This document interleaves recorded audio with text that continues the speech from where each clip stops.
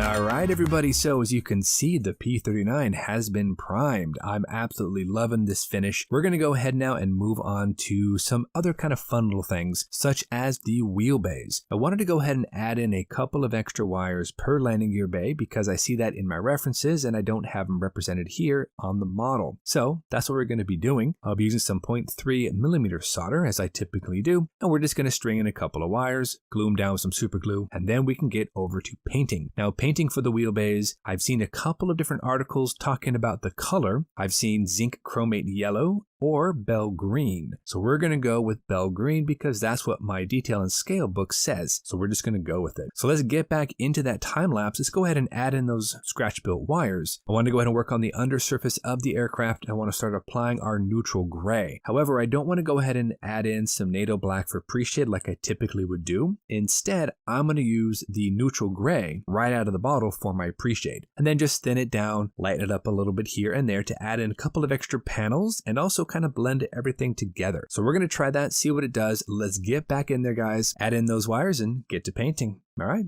let's keep it going.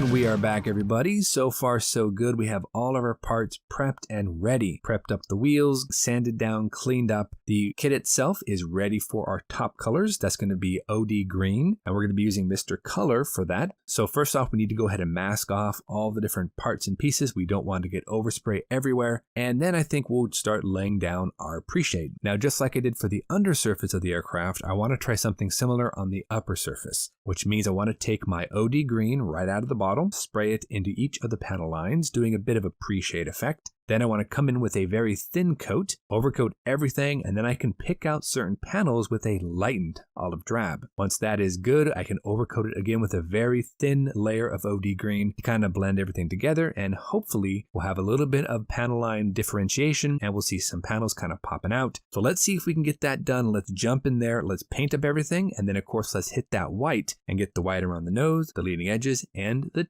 tail. All right, let's keep it going, guys. We're almost done for the day.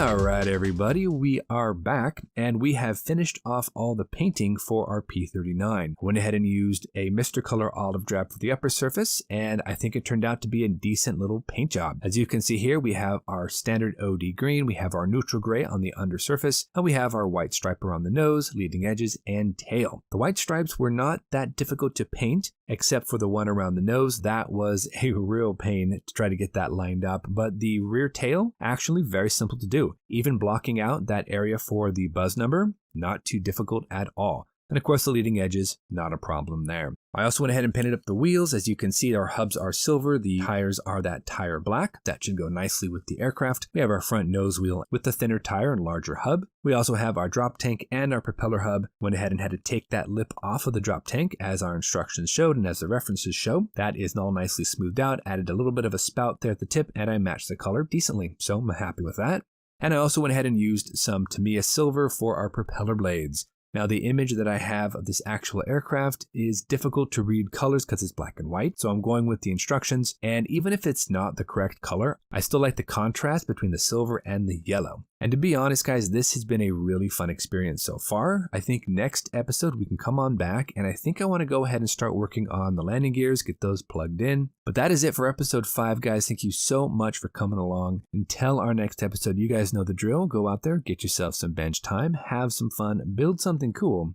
And we'll see you back here on the next episode of our Eduard 1/48 scale P-39Q here on Military Mondays. Thanks for watching everybody, take care of yourselves, and we will see you soon.